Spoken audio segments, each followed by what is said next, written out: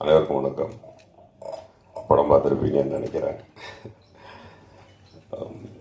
கன்னிமாடம் பார்த்துட்டு என்ன பண்ணுறதுனே தெரியாமல் நிராகதியாக நிற்கும்போது நீங்கள் தான் என்னை காப்பாற்றினீங்க.